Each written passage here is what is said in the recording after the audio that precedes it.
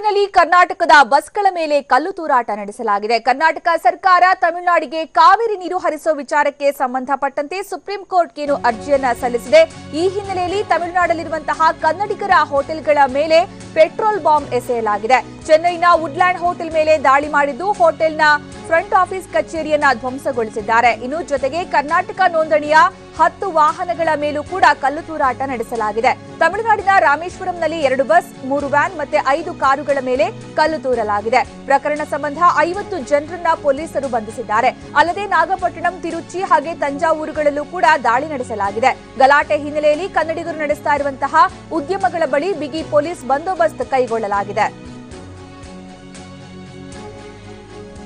ತಮಿಳುನಾಡಲ್ಲಿ ಕರ್ನಾಟಕದ ಬಸ್ಗಳ ಮೇಲೆ ಕಿಡಿಗೇಡಿಗಳು ಕಲ್ಲು ತೂರಾಟ ನಡೆಸಿದ್ದಾರೆ. ಕರ್ನಾಟಕ ಸರ್ಕಾರ ತಮಿಳುನಾಡಿಗೆ ಕಾವೇರಿ ನೀರು ಹರಿಸುವ ವಿಚಾರಕ್ಕೆ ಸಂಬಂಧಪಟ್ಟಂತೆ ಒಂದು ಕಡೆ ಕರ್ನಾಟಕದಲ್ಲಿ ಸಾಕಷ್ಟು ಗಲಾಟೆ ಹೋರಾಟ ಎಲ್ಲ ಆಗ್ತಾ ಇದ್ರೆ, ಇನ್ನೊಂದು ಕಡೆ ತಮಿಳುನಾಡು ಮತ್ತೆ ಉದ್ದಟತನ ಪ್ರದರ್ಶನ ಮಾಡ್ತಾ ಇದೆ. ತಮಿಳುನಾಡಲ್ಲಿರುವಂತಹ ಕನ್ನಡಿಗರ ಹೋಟೆಲ್ಗಳ ಮೇಲೆ ಪೆಟ್ರೋಲ್ ಬಾಂಬ್ ಎಸೆಯಲಾಗಿದೆ.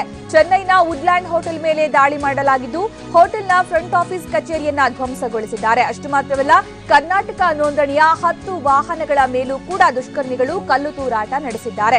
ತಮಿಳುನಾಡಿನ ರಾಮೇಶ್ವರಂನಲ್ಲಿ 2 ಬಸ್, 3 ವ್ಯಾನ್, 5 ಕಾರುಗಳ ಮೇಲೆ ಕಲ್ಲು ತೂರಲಾಗಿದೆ. ಇನ್ನು ಪ್ರಕರಣ ಸಂಬಂಧ 50 ಜನರನ್ನ ಪೊಲೀಸರು ಬಂಧಿಸಿದ್ದಾರೆ.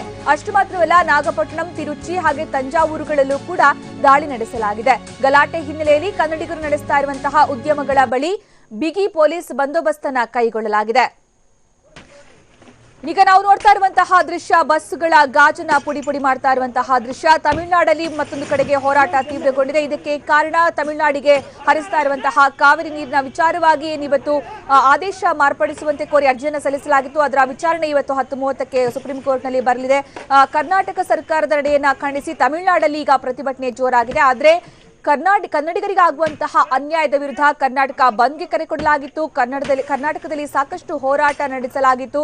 ಇಷ್ಟಾದ್ರೂ ಕೂಡ ನಮಗೆ ಕುಡಿಯೋ ನೀರಿಲ್ಲ, ಆದ್ರೂ ಕೂಡ ತಮಿಳುನಾಡಿಗೆ ನೀರು ಹರಿಸ್ತಾ ಇರೋದು ಸರಿಯಲ್ಲ ಅನ್ನುವಂತಹ ಧೋರಣೆಯ ವಿರುದ್ಧ ಸರ್ಕಾರ ತಮಿಳುನಾಡಿಗೆ ನೀರು ಹರಿಸಿರೋದ್ರ ವಿರುದ್ಧ ಸಾಕಷ್ಟು ಪ್ರತಿಭಟನೆ ಕೂಡ ವ್ಯಕ್ತವಾಗ್ತದೆ. ಮತ್ತೊಂದು ಕಡೆ ತಮಿಳುನಾಡಿನವರು ನೀರು ತಗೊಂಡು ಕೂಡ ಈ ರೀತಿಯ ಒಂದು ಪ್ರತಿಭಟನೆಗೆ ಮುಂದಾಗ್ತಿರೋದು ನಿಜಕ್ಕೂ ಕೂಡ ಆಶ್ಚರ್ಯಕರ. ಯಾಕಂದ್ರೆ ಅಲ್ಲಿ ನೋಡ್ತಾ ಇರಬಹುದು ಕನ್ನಡದ ನೋಂದಣಿಯ ವಾಹನಗಳ ಗಾಜುಗಳನ್ನ ಪುಡಿ ಪುಡಿ ಮಾಡ್ತಾ ಇರೋದು, ಬಸ್ಗಳ ಗಾಜುಗಳನ್ನ ಪುಡಿ ಪುಡಿ ಮಾಡ್ತಾ ಇರೋದು. ಇನ್ನು ಪೊಲೀಸರು ಅಲ್ಲಿ ಇದ್ರೂ ಕೂಡ ಅದನ್ನು ತಡೆಯೋದಿಕ್ಕೆ ಸಾಧ್ಯ ಆಗದೇ ಇರುವಂತಹ ಪರಿಸ್ಥಿತಿಯಲ್ಲಿ ನಿರ್ಮಾಣ ಆಗಿರೋ ತರ ಕಂಡು ಬರ್ತಾ ಇದೆ.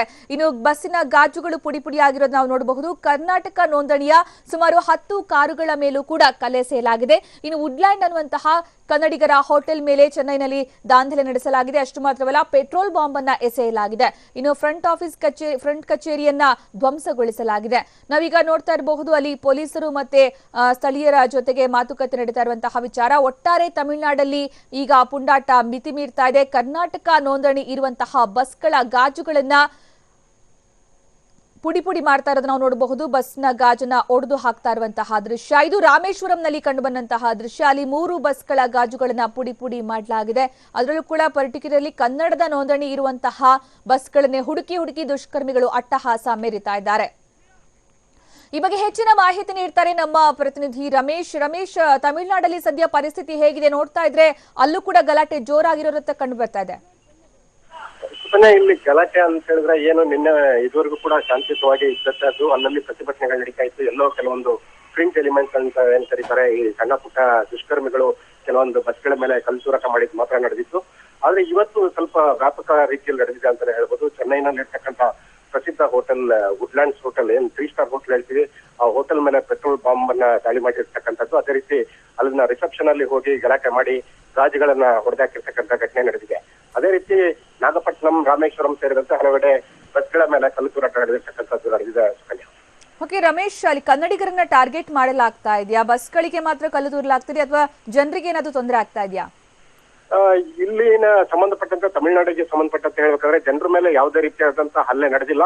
ಅಲ್ಲಿ ಯಾರೋ ಬಸ್ಗಳನ್ನ ತೋರ್ಸೋದಕ್ಕೆ ಹೇಳಿದಂತ ಜಾಗದಲ್ಲಿ ರಾಮೇಶ್ವರಂನಲ್ಲಿ ಆ ಬಸ್ ಡ್ರೈವರ್ ಯಾರೋ ಒಬ್ರು ಹೆಚ್ಚು ಕಡಿಮೆ ಮಾತಾಡಿದ್ದಾರೆ ಅನ್ನೋ ಕಾರಣಕ್ಕೋಸ್ಕರ ಅವ್ರ ಮೇಲೆ ಹಲ್ಲೆ ನಡೆದಿದೆ ಅಂತ ಹೇಳಿ ಹೇಳಲಾಗ್ತಾ ಇದೆ.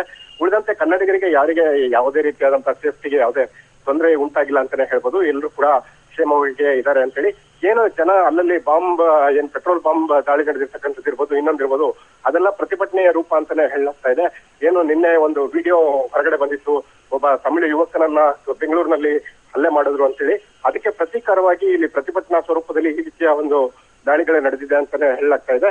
ಉಳಿದಂತೆ ಕರ್ನಾಟಕಕ್ಕೆ ಸೇರಿದಂತ ಬಸ್ಗಳು ನಿಲ್ಲಿಸಿರ್ತಕ್ಕಂಥ ಜಾಗ ಇರ್ಬೋದು, ಆಸ್ತಿ ಪಾಸ್ತಿಗಳು ಇರ್ತಕ್ಕಂಥ ಜಾಗ ಇರ್ಬೋದು, ಕರ್ನಾಟಕದ ಒಂದು ಬ್ಯಾಂಕ್ಗಳಿರ್ಬೋದು, ಸ್ಕೂಲ್ಗಳಿರ್ಬೋದು, ಅಲ್ಲೆಲ್ಲ ಕೂಡ ಈಗಾಗಲೇ ಪೊಲೀಸರು ಹೆಚ್ಚಿನ ಸಂಖ್ಯೆಯಲ್ಲಿ ಬಂದೋಬಸ್ತನ್ನ ಮಾಡಿದ್ದಾರೆ. ಸುಮಾರು 100ಕ್ಕೂ ಹೆಚ್ಚು ಜನರನ್ನ ಪ್ರಿವೆಂಟಿವ್ ಕಸ್ಟಡಿಯನ್ನ ತಗೊಂಡಿದ್ದಾರೆ. ಸೊ ಹಾಗಾಗಿ ಒಂದು ಹೆಚ್ಚಿನ ದುಷ್ಕೃತ್ಯಗಳು ನಡೆಯುವಂತ ಸಾಧ್ಯತೆ ಕಡಿಮೆ ಅಂತಾನೆ ಹೇಳ್ಬೋದು. ಧನ್ಯವಾದ ರಮೇಶ್.